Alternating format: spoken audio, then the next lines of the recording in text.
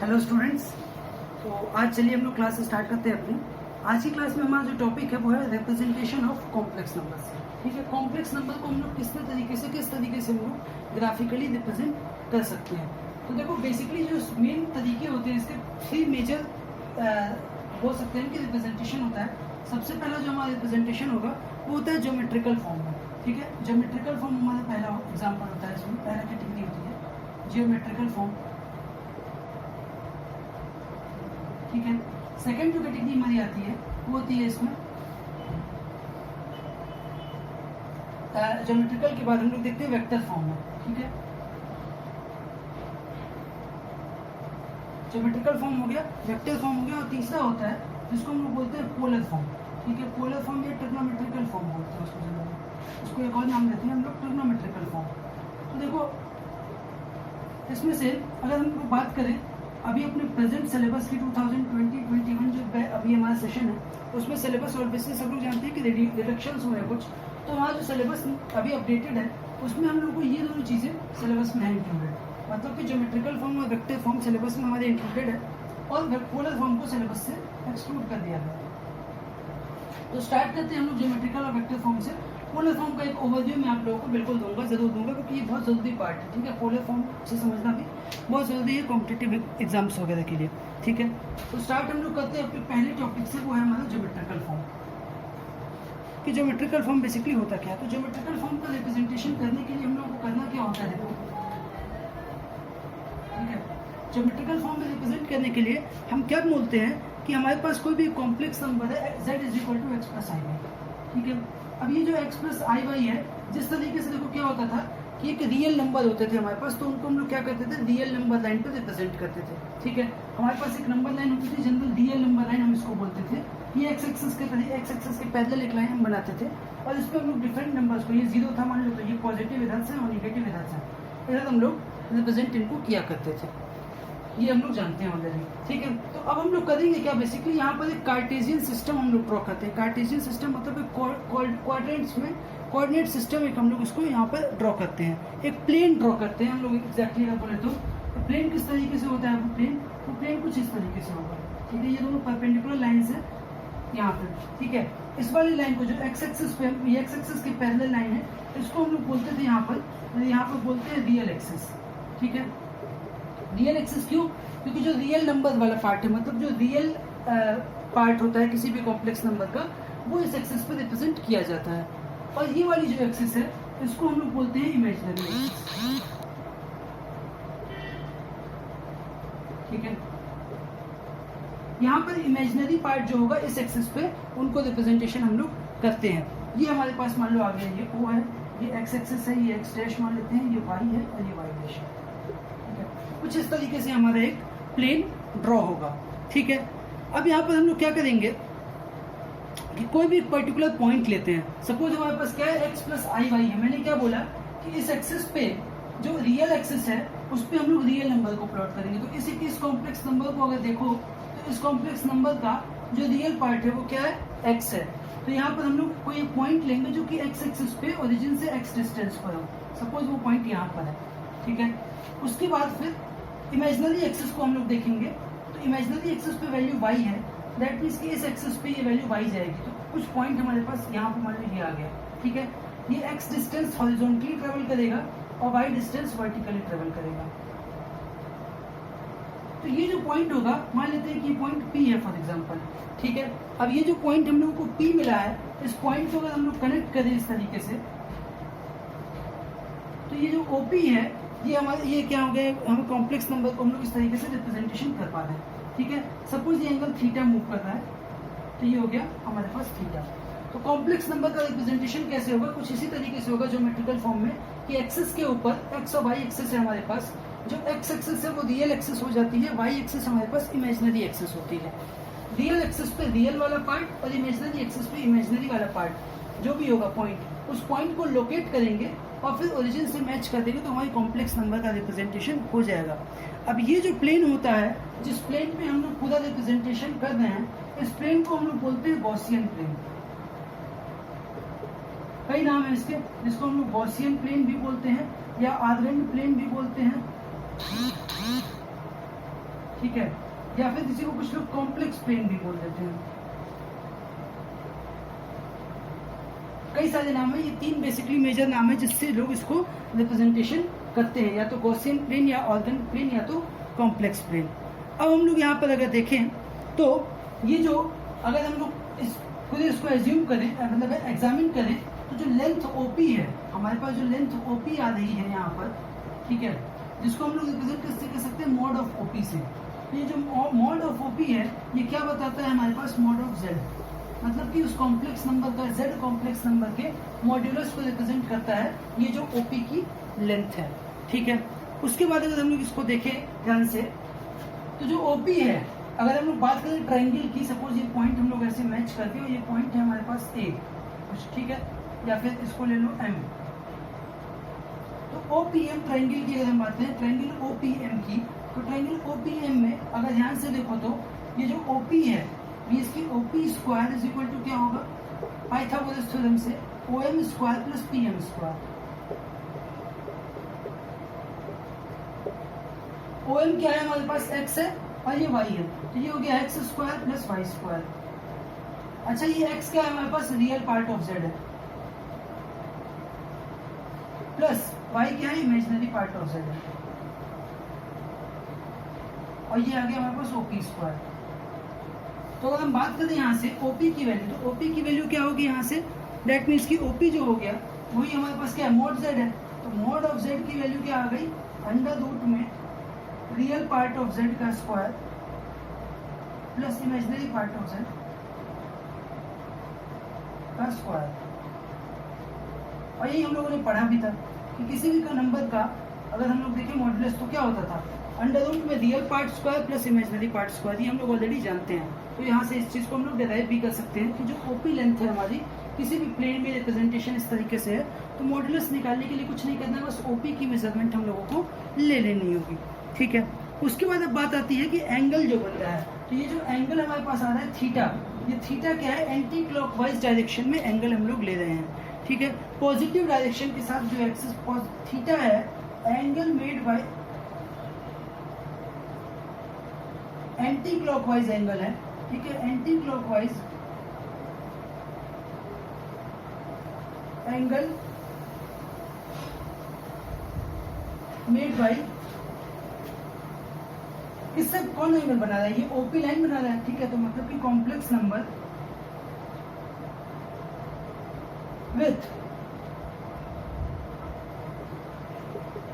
Positive plus x axis, मतलब कि plus x axis के साथ जो भी एंटी क्लॉकवाइज एंगल मिल रहा है हम लोगों को इस कॉम्प्लेक्स नंबर का, ठीक है, ये एंगल क्या है हमारे पास, थीटा है। और इसी थीटा को, ये जो थीटा एंगल है, इसी को हम लोग बोलते जो है, ठीक है, इसी थीटा को हम लोग बोल देते हैं आर्ग्यूमेंट या एम्पलीट्यूड ऑफ जेड, ठीक है। आर्ग्यूमेंट ऑफ जेड बोल दो, या तो आर्ग्यूमेंट ऑफ जेड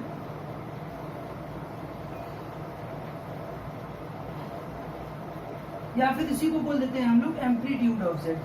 तो ये कुछ बेसिक से नाम है जो कि हम लोगों को यहाँ पर समझना है, ठीक है। अब जो आर्ग्यूमेंट ऑफ जेड लिखा होता है, इसी को कई बार हम लोग शॉर्ट फॉर्म में रिप्रेजेंटेशन के लिए लिख देते हैं ARG ऑफ जेड, ठीक है। तो कभी कभी अगर लिखा हो, मान लो ARG ऑफ जेड लिखा हो, तो समझ जाना की बात हो रही है किसकी, आर्ग्यूमेंट की। और आर्ग्यूमेंट मतलब क्या हो गया कि इसका पर्टिकुलर कॉम्प्लेक्स नंबर का एंगल कितना बन रहा है पॉजिटिव एक्स एक्सिस के साथ एंटी क्लॉकवाइज डायरेक्शन में, ठीक है। अब आगे बढ़ते हैं। आगे की जो कहानी है वो क्या है कि अगर ध्यान से देखो तो हमारे पास जो एंगल गिवन है थीटा, ये जो एंगल गिवन है इसको हम लोगों ने क्या बोला, टेन थीटा की वैल्यू हम लोग ले रहे हैं यहाँ से। तो टेन थीटा की वैल्यू अगर हम लोग देखें, टेन थीटा क्यों ले रहे हैं, क्योंकि किसी भी कॉम्प्लेक्स नंबर को समझने के लिए हम लोगों को दो चीजें चाहिए होती हैं। पहली चीज की उसका मॉड्यूलस क्या है, दूसरी चीज यहाँ पर देखें तो एंगल कितना बन रहा है। अगर मॉड समझ जाए और एंगल समझ जाए तो हम लोग बता सकते हैं कॉम्प्लेक्स नंबर को रिप्रेजेंट कर सकते हैं। जिस तरीके से किसी भी कोऑर्डिनेट सिस्टम में किसी भी पॉइंट को लोकेट करने के लिए उस पॉइंट का कोऑर्डिनेट पता हो, स्लोप पता हो, तो हम लोग किया कर सकते हैं, उसी तरीके से यहाँ पर भी इस चीज को किया जा सकता है। तो मॉड्यूलस पता चल गया हम लोगों को। दूसरी चीज क्या आ गई, टेन थीटा। अब टेन थीटा को अगर ध्यान से देखो तो टेन थीटा क्या है हमारे पास, PM अपॉन OM, ठीक है, PM अपॉन OM। PM की जो वैल्यू है वो क्या है, imaginary part of z, y है मतलब पीएम तो वाई है, और वाई क्या है हमारे पास, इमेजिनरी पार्ट ऑफ जेड।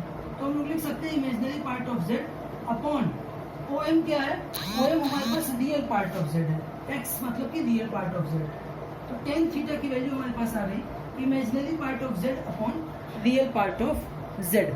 ठीक है, तो यहाँ से हम लोग बोल सकते हैं कि थीटा जो एम्पलीट्यूड होता है वो किसी भी कॉम्प्लेक्स नंबर का जो एम्पलीट्यूड होगा वो एम्पलीट्यूड क्या होता है, टेन इनवर्स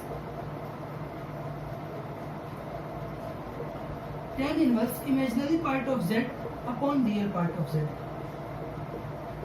ठीक है, इमेजिनरी और रियल पार्ट का जो रेशियो होता है वही हमारा टेन थीटा होता है। तो यहाँ से थीटा मतलब कि आर्ग्यूमेंट ऑफ जेड, इसी को हम लोगों ने क्या बोल दिया, आर्ग्यूमेंट ऑफ जेड। ठीक है, तो आर्ग्यूमेंट ऑफ जेड हमारे पास आके imaginary part upon real part of z. ठीक है, अब यहाँ से देखो, अब एंगल अगर हम लोग देखें अगर, तो ये जो थीटा एंगल है टेन इनवर्स की अगर हम बात करें तो ये पर्टिकुलर जो एंगल निकलेगा ये कई सारे एंगल हम लोगों को देने लगेगा। मतलब क्योंकि देखो थीटा क्या होगा, अब हम लोग बात करें अगर तो 2 पाई रोटेट करने के बाद, 2 पाई रोटेशन के बाद एंगल सेम मिलने लगते हैं। ये हम लोगों ने ट्रिग्नोमेट्री में पढ़ा है कि कभी भी किसी एंगल को हम लोग 2 पाई रोटेट करते हैं तो फिर से वही एंगल मिल जाता है, सेम वैल्यू मिल जाती है। दैट मीन्स कि वही कहानी यहाँ पर भी आएगी कि अगर हम लोग थीटा को देखें तो इस पर्टिकुलर वैल्यू की थीटा के लिए कई सारे एंगल हम लोगों को मिल रहे होंगे। तो उस चीज़ को समझने के लिए हम लोगों को क्या करना होता है कि कई सारे जब एंगल मिलते हैं तो वहाँ पर हम लोग साथ में ये भी देखते हैं कि जो भी हमारे पास आर्ग्यूमेंट आ रहा है, ठीक है, आर्ग्यूमेंट अगर आ रहा है तो उस आर्ग्यूमेंट के केस में यूजुअली, अब यहाँ पर अगर देखो तो साइन थीटा और कॉस थीटा भी पॉजिटिव होगा। वो एंगल अगर हम फर्स्ट क्वाड्रेंट की बात करें तो यहाँ पर सिमिलरली हमारे पास जो साइन थीटा आएगा वो साइन थीटा क्या हो जाएगा हमारे पास, परपेंडिकुलर मतलब कि y upon under root x square plus y square, और cos थीटा क्या आ जाएगा, y x upon under root x square plus y square. तो ये बताने का मतलब ये है कि वो एम्पलीट्यूड होगा हमारा जो कि बेसिकली ये वैल्यू तो दे ही रहा हो, मतलब कि थीटा की वैल्यू तो ये आ ही रही हो वहां पर, बट साथ में वो इसको भी सेटिस्फाई कर रहा हो, साइन थीटा और कॉस थीटा को भी वो सेटिस्फाई कर रहा हो इस वैल्यू के लिए, वो हमारा एम्पलीट्यूड होगा। ओरिजिनल जो एम्पलीट्यूड या आर्ग्यूमेंट जो होगा वही आएगा। ठीक है, तो ये कहानी थी बेसिक हमारी ज्योमेट्रिकल फॉर्म की रिप्रेजेंटेशन की। अब बात ये आती है कि भाई ये जो एम्पलीट्यूड है हमारा या आर्ग्यूमेंट है ये क्या हो सकता है, देखो ये कई सारे एक्सेस में, मतलब कि ये एंगल जो है ये फर्स्ट में भी जा सकता है, सेकंड में भी जा सकता है, थर्ड में भी, फोर्थ में भी। तो जिस क्वाड्रेंट में भी एंगल जाएगा उसके हिसाब से एम्पलीट्यूड क्या हो जाएगा, आर्ग्यूमेंट क्या हो जाएगा, इस चीज को अब हम लोगों को स्टडी करना है। ठीक है, तो चलो देखते हैं आगे की बात। अब क्या है यहाँ पर हम लोग को पढ़ना है कि डिफरेंट अगर साइंस हम लोग देखें, ठीक है, डिफरेंट साइंस ऑफ आर्ग्यूमेंट के बारे में हम लोग स्टडी करेंगे, नेचर ऑफ आर्ग्यूमेंट, ठीक है, nature end of sine of argument, या बोलो nature and value of argument.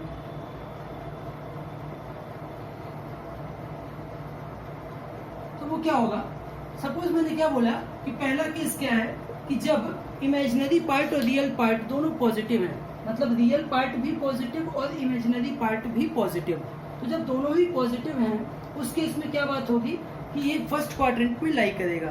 That means कि हम लोग ये बोल रहे हैं कि z एक कॉम्प्लेक्स नंबर है, उसकी वैल्यू है x plus i y, and given क्या है x भी ग्रेटर देन 0 हो और y भी ग्रेटर देन 0। तो इस केस में बात क्या हो जाएगी कि ये फर्स्ट क्वाड्रेंट में लाई करेगा। तो जब फर्स्ट क्वाड्रेंट में लाई करेगा तो वहां पे हम मान लीजिए कि थीटा क्या है, आर्ग्यूमेंट है हमारा, ठीक है, थीटा हमारा आर्ग्यूमेंट है। तो जो यहाँ से अगर हम लोग बात देखें तो थीटा अगर आर्ग्यूमेंट है उसी को हम लोगों ने बोल दिया कि अल्फा एक वैल्यू है, ठीक है, अल्फा जो है वो क्या है, एक्यूट एंगल है। थीटा तो भाई आर्ग्यूमेंट है, तो मान लो क्या हो सकता है अगर थीटा इस एक्सिस पे आ जाए, यहाँ पर आ जाए, तो क्या हो जाएगा, एंगल एक्यूट नहीं रह जाएगा। तो हम लोग मान रहे हैं जनरल की आर्ग्यूमेंट तो थीटा ही है, बट जो एंगल बन रहा है, जो एक्यूट एंगल बन रहा है वो अल्फा है। तो इस केस में अगर देखोगे तो theta is equal to alpha हो जाएगा। अगर अल्फा एक्यूट एंगल है तो फर्स्ट क्वाड्रेंट के लिए theta is equal to alpha होगा। ठीक है, तो यहां से हम लोग बोल देंगे कि tan अल्फा क्या हो जाएगा हमारे पास, mod of y by x. ठीक है, tan अल्फा मतलब mod of y by x आ गया। तो यही जो अल्फा होगा यही हमारा क्या होगा, बताएगा कि भाई वो एंगल जो है वो किस तरीके से रिप्रेजेंटेशन इसका हो रहा है, ठीक है, किस एक्सिस में ये जा रहा है, क्योंकि tan अल्फा की वैल्यू आ गई। अब अगर थीटा भी सेम है, मतलब कि ये थीटा हमारे पास आर्गुमेंट था, तो फर्स्ट क्वाड्रेंट में लगाई करता है तो आर्गुमेंट जो होगा वो इसी के बराबर होगा, tan इनवर्स y/x के बराबर, ठीक है। दूसरा चलो लेते हैं। अब हम लोग करेंगे क्या, मान लो हम सेकंड में आ गए, मतलब हम लोग इधर आ गए, एक एग्जांपल ले लेते हैं कि हम लोग सेकंड क्वाड्रेंट में आ गए, तो ये बन गया कुछ एंगल। अब ये थीटा इधर, ये अल्फा हो गया, एक्यूट एंगल हमारा जो है वो अल्फा हो गया, एक्स और वाई के साथ जो एक्यूट एंगल बना रहा है वो अल्फा हो गया। तो यहाँ से हम क्या बोलेंगे कि जब x ग्रेटर देन 0 हो और सॉरी x लेस देन 0 हो और y ग्रेटर देन 0 हो, तो देखो ये क्या हो गया, सेकंड क्वाड्रेंट में आ गया। अब सेकंड क्वाड्रेंट में मान लो निकालना है, पता करना है कि भाई सेकंड क्वाड्रेंट में है कोई, उसके लिए क्या वैल्यू है आर्गुमेंट की, तो करना क्या होगा, बस सिंपल tan अल्फा निकाल लो। tan अल्फा निकालोगे तो क्या आएगा, मॉड ऑफ y/x, ये भी वही आएगा भाई, y की वैल्यू ये है और x की वैल्यू ये है, इतनी ये x है और ये y है, तो y/x हम लोग को tan अल्फा दे दिया, तो मॉड ऑफ y/x से tan अल्फा मिल गया। अब ध्यान से देखो तो पॉजिटिव x एक्सिस के साथ ये कितना एंगल बना रहा है, पूरा यहाँ से यहाँ तक पाई था, अल्फा इसने ले लिया तो बचा क्या पाई माइनस अल्फा। तो जो भी वैल्यू आएगी हमारे पास अल्फा की, यहाँ से हम लोग बोल देंगे कि आर्गुमेंट हमारा जो है, ठीक है, आर्गुमेंट जो एंगल हम लोग को मिलेगा वो क्या हो जाएगा,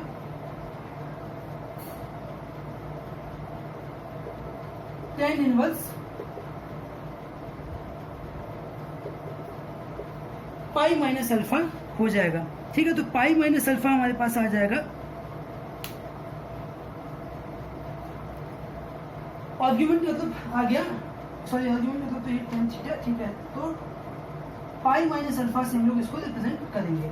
ये हो गई सेकंड क्वाड्रेंट की बात। अब आते हैं हम लोग थर्ड क्वाड्रेंट में। तो तरीका क्या है, तरीका समझने की कोशिश करो, एक्स और वाई को पहचानो कि एक्स और वाई क्या है, क्योंकि अगर x plus i Y complex number लिखा हुआ है तो हम बता सकते हैं x की वैल्यू पॉजिटिव है या निगेटिव, y पॉजिटिव है या निगेटिव, जैसा भी हो पॉजिटिव या निगेटिव, इस हिसाब से ये पता चल जाएगा कि भाई वो किस क्वाड्रेंट में आ रहा है। x पॉजिटिव y पॉजिटिव से ये तो पता कर सकते हैं हम लोग कि किस क्वाड्रेंट में वो आ रही है वैल्यू। अब ये पता करने के बाद निकाल लो क्या, मॉड ऑफ y/x, तो मॉड ऑफ y/x हमारे पास आएगा tan अल्फा, ठीक है, mod of y/x tan alpha आएगा। उसके बाद जिस क्वाड्रेंट में हो, फर्स्ट क्वाड्रेंट में है अगर तो theta is equal to alpha मान लो, ठीक है, तो tan अल्फा की जो वैल्यू आ गई वही हमारा आर्गुमेंट आ जाएगा। सेकंड में है अगर तो पाई माइनस अल्फा कर दो आर्गुमेंट निकालने के लिए, ठीक है। थर्ड में आते हैं, चलो तो थर्ड में जब आएंगे हम लोग तो थर्ड में क्या हो जाएगा, देखो x भी निगेटिव है और y भी निगेटिव है, x भी निगेटिव और y भी निगेटिव। अब अगेन यहाँ पे क्या हो जाएगा, कहानी बदल जाएगी, तो कुछ इस तरीके से आ जाएगा। अब यहाँ पर अगर देखोगे ध्यान से तो इस केस में हम लोग क्या बोल रहे हैं कि भाई x एक्सिस के साथ एंगल एक्यूट कितना बन रहा है, अल्फा बन रहा है, तो अगेन निकालना क्या है हम लोगों को, tan अल्फा। tan अल्फा निकालेंगे तो क्या आएगा, मॉड ऑफ y/x, ठीक है, मॉड ऑफ y/x हम लोगों ने निकाल लिया। फिर से मॉड ऑफ y/x निकालने के बाद अगर ध्यान से देखो तो पॉजिटिव x के साथ एंगल कितना बन रहा है ये देखते हैं। पॉजिटिव x के साथ जो छोटा एंगल बनता है वो हम लोग देख रहे हैं, तो पॉजिटिव x के साथ जो स्मॉलर एंगल बन रहा है, यहाँ से अगर देखो तो ये क्या, अब इधर से हम लोग अगर रोटेट करें, ठीक है, अगर हम लोग यहाँ से जाकर के रोटेट कर रहे हैं तो भाई क्लॉकवाइज डायरेक्शन में हम लोग जा रहे हैं, तो क्लॉकवाइज डायरेक्शन में जा रहे हैं तो एंगल हमेशा माइनस में रिप्रेजेंट होता है, क्लॉकवाइज के लिए माइनस और एंटी क्लॉक के लिए प्लस, तो माइनस हो गया। उसके बाद ये एंगल है कितना एग्जैक्टली, पूरा पाई था, अल्फा ले लिया तो बचा कितना, पाई माइनस अल्फा, तो minus of pi minus alpha ये एंगल का मेजरमेंट होगा, या फिर हम इसी को बोल सकते हैं माइनस पाई प्लस अल्फा, ठीक है। तो यहाँ पे हम लोग बोल देंगे कि आर्गुमेंट की वैल्यू क्या हो जाएगी, representation minus pi plus alpha से, ठीक है। याद कर लो इस चीज को, याद भी नहीं करना तो समझ भी सकते होगा, तो समझ जाओगे भी तो सही है, वैसे याद हो जाता है कि फर्स्ट में सीधे अल्फा ही रहेगा, सेकंड में पाई माइनस अल्फा, थर्ड में माइनस पाई प्लस अल्फा हो गया, ठीक है। अब आते हैं फोर्थ पे, तो जब फोर्थ में हम देखेंगे तो क्या होगा, फोर्थ केस कि x पॉजिटिव है और y निगेटिव है, x पॉजिटिव और y निगेटिव, तो ये फोर्थ क्वाड्रेंट में एंटर कर गए हम लोग। फोर्थ में क्या होगा, कहानी देखो फिर से बनाएंगे हम लोग अगर, तो फोर्थ में एंगल कुछ यहाँ पर मिल रहा है मान लो, तो ये थीटा एंगल है, ठीक है। अब यहाँ पे तो सीधी सी बात है, देखो थीटा एंगल ये है तो ये हो कितना रहा है, अगर ये सॉरी ये अल्फा है अगर, तो जो एक्यूट एंगल ओवरऑल अगर हम देखें पॉजिटिव एक्स के साथ तो क्लॉकवाइज डायरेक्शन में ये घूम रहा है, क्लॉकवाइज में थीटा जा रहा है, तो क्लॉकवाइज में थीटा जाने का मतलब कि ये क्या हो जाएगा, माइनस हो जाएगा। ठीक है, तो यहाँ पर हम बात क्या बोलेंगे कि पहले तो टेन अल्फा निकाल लो, तो टेन अल्फा क्या है, mod of y by x ही है। Tan alpha mod y by x आ गया, तो आर्ग्यूमेंट की वैल्यू क्या हो जाएगी, वो माइनस अल्फा हो जाएगा। माइनस अल्फा क्यों, क्योंकि देखो थीटा हम लोग को पाने के लिए क्या करना पड़ रहा है, क्लॉकवाइज डायरेक्शन में अल्फा घूमना पड़ रहा है, तो क्लॉकवाइज घूमने का मतलब माइनस, और अल्फा घूम रहे हैं इसलिए अल्फा हो गया। जितना रोटेट करेंगे उतना एंगल हो जाएगा। ठीक है, ये समझने की चीज़ हो गई। तो ओवरऑल अगर हम लोग एज्यूम करें, अगर ओवरऑल हम लोग यहाँ पे देखें, तो हम अगर बोलें कि प्रोसेस क्या होगा किसी भी जगह पे आर्ग्यूमेंट को चेक करने का, तो प्रोसेस चलो देख लेते हैं, एल्गोरिथम देख लेते हैं कि कैसे होगा। ये तो तरीका मैंने समझा दिया। अब एल्गोरिथम क्या होगा उसका, मान लो हमारे पास कोई भी एंगल दिया हुआ है, ठीक है, कोई भी एंगल एक कॉमन हमारे पास गिवन है जिसका हम लोग को चेक करना है। तो एल्गोरिथम एंगल नहीं, सॉरी, कॉम्प्लेक्स नंबर। तो यहाँ पे जो क्वेश्चन बनता है देखो, वो जनरली आर्ग्यूमेंट का ही बनता है, वेक्टर सॉरी ज्योमेट्रिकल रिप्रेजेंटेशन में वेक्टर ये क्या नाम है, वैल्यू निकालने का ही बनता है, आर्ग्यूमेंट को चेक करने का मतलब। ठीक है, तो सपोज हमारे पास कोई कॉम्प्लेक्स नंबर है, ठीक है, वो कॉम्प्लेक्स नंबर क्या हो रहा है कि z is equal to x plus i y, ये कॉम्प्लेक्स नंबर है। तो सबसे पहला काम हमारा क्या होगा, find value of alpha. Alpha की वैल्यू सबसे पहले तो निकालनी होगी। अभी अल्फा होगा क्या हमारे पास, अल्फा होगा हमारे पास tan inverse mod of five by x. सबसे पहला काम हमारा ये होना चाहिए कि tan inverse mod y by x हम लोग निकाल लें। उसके बाद देखो दूसरा काम क्या होगा कि ये देखना पड़ेगा कि जो पॉइंट है एक्स वाई पॉइंट है, find quadrant in which point P मान लेते हैं x, y है, x, y इज लाइन। कहां पर ये लाई करता है, किस क्वाड्रेंट पे ये पॉइंट लाई करता है, उसके बाद हम लोगों को ये चीज देखनी है कि एक्स वाई जो पॉइंट है वो किस क्वाड्रेंट में आ रहा है। अब चार केसेस बन सकते हैं। पहला केस क्या बनेगा कि भाई वो फर्स्ट क्वाड्रेंट में हो, ठीक है। दूसरा केस क्या बनेगा कि वो सेकंड क्वाड्रेंट में हो। तीसरा केस क्या बनेगा कि वो थर्ड क्वाड्रेंट में हो। और फोर्थ केस बनेगा कि वो फोर्थ क्वाड्रेंट में आ जाए। तो फर्स्ट क्वाड्रेंट में जब भी आएगा, तो फर्स्ट क्वाड्रेंट में आएगा तो आर्ग्यूमेंट ऑफ जेड क्या हो जाएगा हमारे पास, अल्फा ही होगा। फर्स्ट क्वाड्रेंट में अगर आता है तो हम लोग बोल देंगे कि argument of z is equal to alpha. जो अल्फा की वैल्यू आई है वही हमारे पास आर्ग्यूमेंट ऑफ जेड है इस केस में, ठीक है।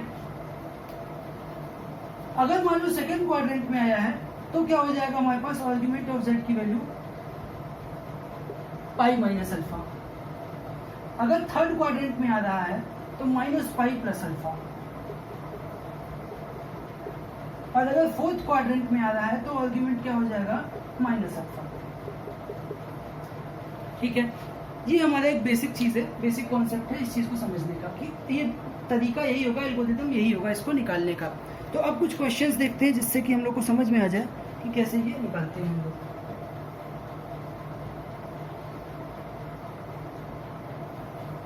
जैसे कि मान लो एक क्वेश्चन हमारे सामने गिवन है, मॉड्यूलस और आर्ग्यूमेंट दोनों निकालना है, ठीक है। मॉड्यूलस और आर्ग्यूमेंट निकालना है किस नंबर का, 2√3 - 2i। 2√3 - 2i का हम लोगों को मॉड्यूलस भी निकालना है और आर्ग्यूमेंट भी निकालना है।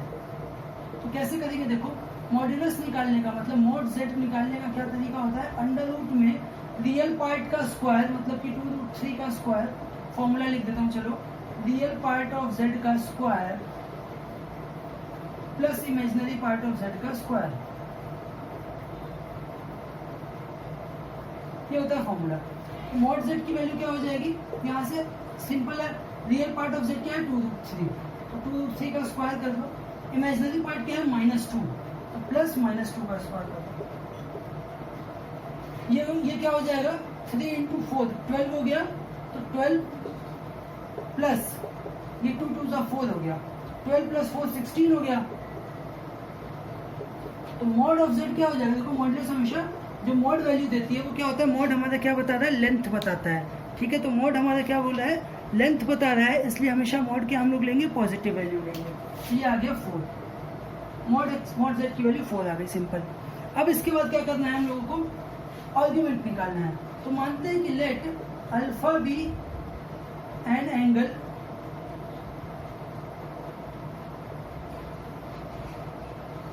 सच दैट tan अल्फा क्या हो जाएगा हमारा, tan अल्फा देखो क्या होता था, imaginary part of z, argument के लिए हम लोग देखते थे ना, upon real part of z। y by x जो था, मतलब y बाई एक्स को हम लोग एक नॉर्मल फॉर्म में लिखना है, imaginary part of z by real part of z का मोड। तो देखो इमेजिनरी पार्ट ऑफ z क्या है हमारे पास, इमेजिनरी पार्ट है -2 और रियल पार्ट क्या है 2। तो ये 2 से 2 कैंसिल हुआ, -1/√3 आ गया। लेकिन मोड है तो मोड आएगा, तो मोड के साथ वो बाहर से आ जाएगा तो पॉजिटिव साइन रहेगा। तो tan अल्फा 1/√3 आ गया। यहाँ से हम लोग क्या बोल सकते हैं कि जो सबसे एक्यूट एंगल होगा, tan अल्फा एक्यूट एंगल लेते थे हम लोग, तो 1/√3 कौन से एक्यूट एंगल की वैल्यू है, वो वैल्यू है tan π/6 की, मतलब 30 डिग्री की। तो हम लोग बोल देंगे कि अल्फा क्या है, π/6 है। ठीक है, अब अल्फा हम लोगों को यहाँ से मिल गया। इसके बाद अगर ध्यान से देखो तो रियल पार्ट ऑफ z मतलब क्या है, x की वैल्यू क्या है, x पॉजिटिव है और y क्या है, निगेटिव है। x पॉजिटिव y निगेटिव, सोचो सोचो सोचो कहाँ जाएगा, x पॉजिटिव y निगेटिव, मतलब नीचे आ रहा है। तो ये रीजन कौन सा है, फोर्थ क्वाड्रेंट है। फोर्थ क्वाड्रेंट में वैल्यू क्या होती थी आर्ग्यूमेंट की, फोर्थ में हो जाती थी माइनस अल्फा। ठीक है, since x greater than 0 y less than 0, hence argument of z is equal to minus alpha, मतलब कि -π/6 आर्ग्यूमेंट हो जाएगा इस केस में। तो ये हमारा फाइनल आंसर आ गया, मोड आ गया 4, मॉडुलस 4 आ गया और आर्ग्यूमेंट आ गया -π/6। ठीक है, अब उसके बाद देखो एक और क्वेश्चन देखते हैं। ये तो सिंपल एक नंबर था, कॉम्प्लेक्स नंबर। अब क्या होगा कि हो सकता है हम लोग को थोड़ा सा कॉम्प्लेक्स नंबर भी कॉम्प्लिकेटेड बना दे, जैसे कि यहाँ पर देखो 1 + i अपॉन 1 - i।